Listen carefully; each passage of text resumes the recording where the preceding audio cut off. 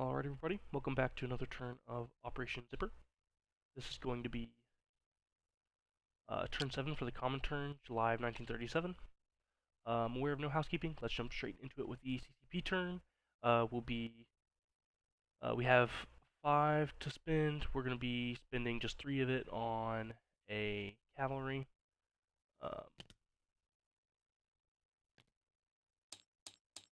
Leaving us with 2, and then we'll collect 4 at the end of the turn, bringing us to 6. Not very much on the CCP turn. We're going to have cavalry move into Shensi from Shanghai, spawn new cavalry in Shensi, and then we'll roll a recruit roll on a 5 or less. 1, 2, 3, 4, 5. That's a miss, sadly. And then CCP's done. With that, we can move over to the Soviets. I have rolled the rearmament roll off screen already. We got a result of a 4, bringing us from 16 to 20. For tech, we're going to be rolling for improved factories, improved construction, and jet fighters. Factories and construction hitting on a 7, jet fighters on an 8. Hit on just improved construction.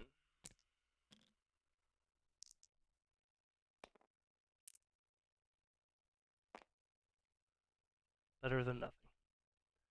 Okay, over to our purchases. We have 38 to spend, and we're going to be spending 5 of it on an airborne and a militia, bringing us to 33 left in our bank to be saved. And with that, we're going to move into our combat movement phase.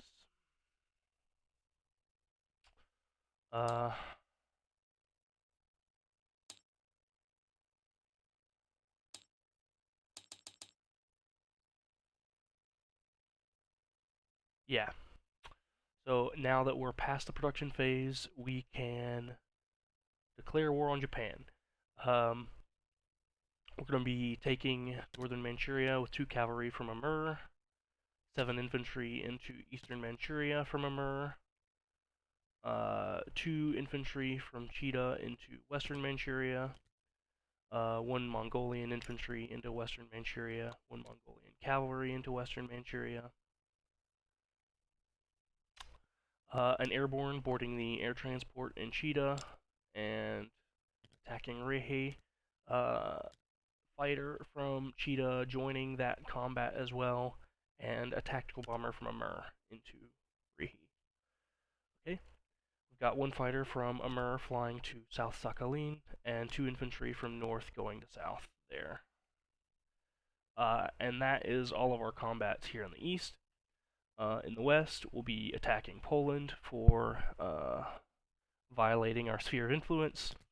We've got 2 infantry from western Ukraine attacking East Poland, 1 light armor and 1 cavalry from eastern Ukraine attacking East Poland, 2 infantry from southern Belarus into Lubelsky, motor infantry into Lubelsky from northern Belarus, and a light armor from northern Belarus is blitzing through Podlakia into Lubelsky. And lastly, we've got 1 infantry annexing Estonia.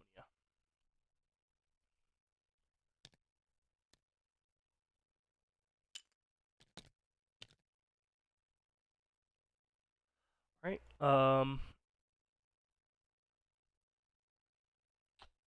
do we not have cards? Yes, we do. We did sign the Molotov-Ribbentrop Pact at the start of the German turn. Yeah. Alright, with that we can go ahead and start rolling out combats. I'm gonna roll for the ones in the east first, because they're the ones that matter to me more, and I might want to change some other decisions based on this. So we're gonna start with the riskiest one here in Rehe. We've got an airborne at 3, a fighter at 6, a tactical bomber rather at 7, and a defending infantry at 4. Alright, the attack. Yes, we do get the hit. And in defense, we have an infantry that misses. Fantastic. Just what we need.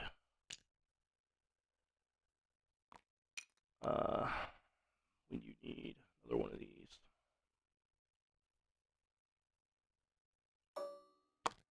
Okay. We are going to capture the rest of Manchuria for free.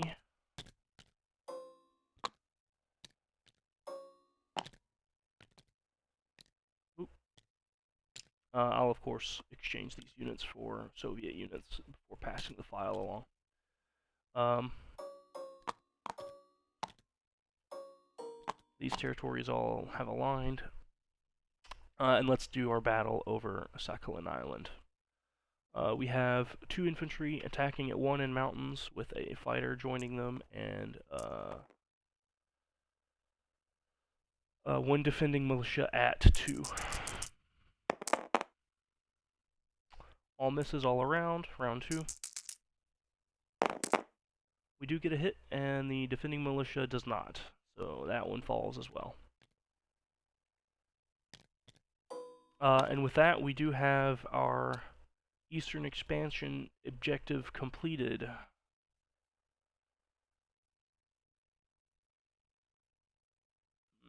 Oh, it's already done. Neat. Okay. They're building up, I think. Yeah. Okay. Fantastic. With that, we can move over to our other combats. We've got 1 in Lubelski. We'll roll first. We have 3 infantry attacking at 2. That's 2 infantry and 1 motor infantry. And then a light tank at 3 with 2 defending militia at 2. 1 hit, 2 hits, no hits in defense. Good, good.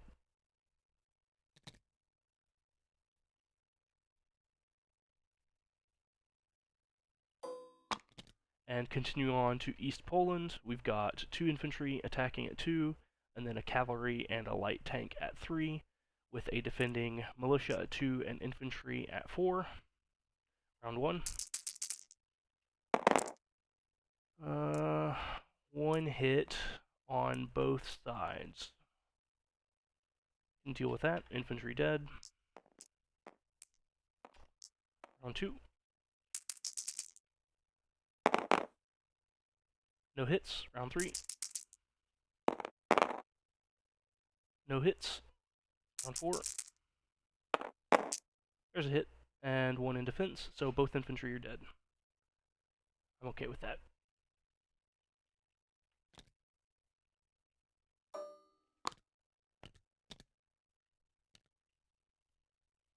And that is success everywhere.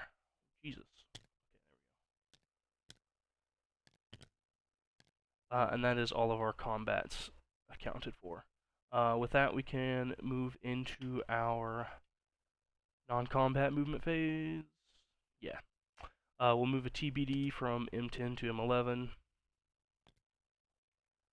We have a medium factory and a major factory from Moscow and Stalingrad, both railing to the far east. We do have a rail capacity of 3 now that we have eastward expansion completed. So those are both going to set up shop in Cheetah. Oh, I never landed my aircraft. My bad. This fighter has to land in North Sakhalin here. The fighter and tactical bomber here are both landing in Cheetah.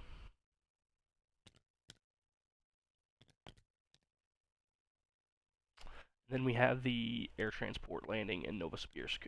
Flew 1, 2, 3, 4, 5, 6 over only Japanese and Soviet territory. Okay. And then we can continue with our non-combat movement phase. Mongolian infantry from Central Mongolia moving to Cheetah.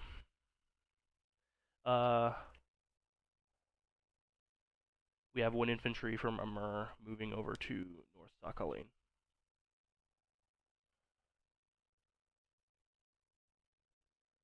And with that, I do believe that's all of our movements accounted for. So let's move into our placement phase. Pretty quick one. Militia in North Sakhalin, airborne in Novosibirsk.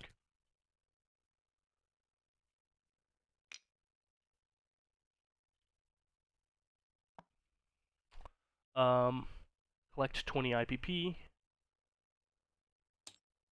and then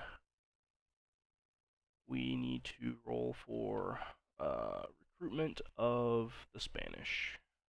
I'll be hitting on a 3 or less. That's a miss. Alright, with that, everything should be in place. Pass things back over to Mufoy for his Japanese response. So we will leave things there and say best of luck on your next rolls.